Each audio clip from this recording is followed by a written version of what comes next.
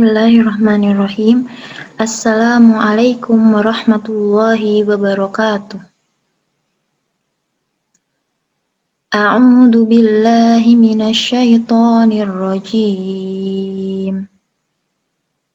Innama ya'muru masajidallahi man amana billahi wal yawmil akhir wa aqamas salata wa ataz zakah. وأقام الصلاة وآتى الزكاة ولم يخش إلا الله فعسى أولئك أن يكونوا من المهتدين أجعلتم سقاية الحاج وإمارة المسجد الحرام كمن آمن بالله واليوم الآخر وجاهد في سبيل الله لا يستوون عند الله والله لا يهدي القوم الظالمين الذين آمنوا وهاجروا وجاهدوا في سبيل الله بأموالهم وأنفسهم أعظم درجة عند الله وأولئك هم الفائزون صدق الله العظيم. Assalamualaikum warahmatullahi wabarakatuh. Assalamualaikum warahmatullahi wabarakatuh. Bismillah, alhamdulillah, assalatu wassalamu ala rasulillah. Allahumma sholli ala Muhammad ibn Abdillah wa ala alihi wa sahbihi wa mawala, amma ba'd. Teman-teman calon ahli surga yang dimuliakan oleh Allah Subhanahu wa ta'ala, Allah tuh sangat senang kepada hambanya yang selalu butuh kepada beliau. Allah juga sangat senang kalau kita tuh sering menyebut nama-nama Allah. Di dalam kitab Syarah Rotibul Haddad diceritakan Marra Isa fil Qabri. Nabi Isa tuh pernah lewat di suatu kuburan. Kemudian ketika Nabi Isa lewat di suatu kuburan, ternyata Nabi Isa melihat orang yang ada di dalam kuburan itu sedang disiksa oleh Allah Subhanahu wa ta'ala. Nah, 7 tahun terakhir setelah lewat, 7 tahun setelah lewat, Nabi Isa melihat faidan, tiba-tiba 7 tahun lalu orang yang disiksa sekarang mendapat kenikmatan oleh Allah Subhanahu wa ta'ala. Dia bertanya, apa sebabnya? Kenapa kamu 7 tahun lalu disiksa dan sekarang mendapat kenikmatan dari Allah Subhanahu wa ta'ala? Kemudian orang tersebut bercerita bahwasanya aku itu punya seorang istri ketika meninggal dunia sedang hamil. Nah, sekarang istriku tuh sudah saya tinggal mati dan istriku punya anak. Tentunya sekarang umurnya 6 tahun menginjak 7 tahun. Nah, gara-gara anakku dibawa istriku ke sebuah maktab, kalau kita tuh nyebutnya madrasah diniyah atau TPA. Nah, kemudian dia belajar Bismillahirrahmanirrahim, menyebut nama Allah. Allah ta'ala kaifa u'idbuhu waladu fil ardi yadkuruhu ismi. Dikatakan di dalam Syarah Rotibul Haddad bahwasanya Allah tuh mengatakan, bagaimana aku menghadap orang tua yang anaknya tuh di dunia selalu berzikir menyebut nama-namaku. Maka marilah kita semuanya perbanyak berzikir kepada Allah Subhanahu wa ta'ala. Dikatakan oleh Imam Ibnu Abbas ketika annahu su'ila ayyul a'ma wala a'dul, ketika ditanya amal apa yang dicintai oleh Allah Subhanahu wa ta'ala, beliau mengatakan dzikrullah, yaitu berzikir kepada Allah Subhanahu wa ta'ala. Bahkan dikatakan juga hadis berikutnya, mursalan 'anin nabiy sallallahu alaihi wasallam su'ila ayyul ahlal masjid khair. Siapa orang-orang yang paling mulia di antara orang-orang yang suka datang ke dalam masjid? Kemudian dikatakan oleh Rasulullah, aktaruhum dzikrullahi azza wa jalla, yaitu mereka yang paling banyak ke masjid dan berzikir kepada Allah. Qila ayyul janazah khair. Kemudian dikatakan, wahai Rasulullah, di antara mereka jenazah-jenazah mana yang paling mulia? Andaikan ada orang yang sama-sama mati. Qala aktaruhum dzikrullahi azza wa jalla. Jenazah atau mayit yang paling mulia di mata Allah adalah mayit yang hidupnya dulu ketika masih hidup, adalah mereka orang yang paling berzikir kepada Allah.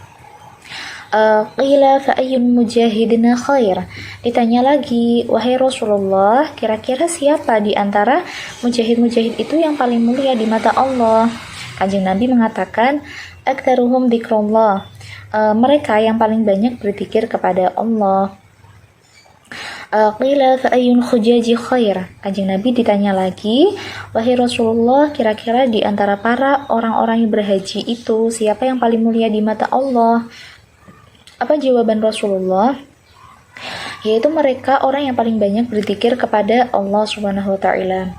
Bahkan ketika Kanjeng Nabi ditanya, wa ayyub ubad khair, siapa orang yang paling mulia di antara para ahli ibadah? Rasulullah mengatakan, yaitu orang-orang yang paling banyak berzikir kepada Allah.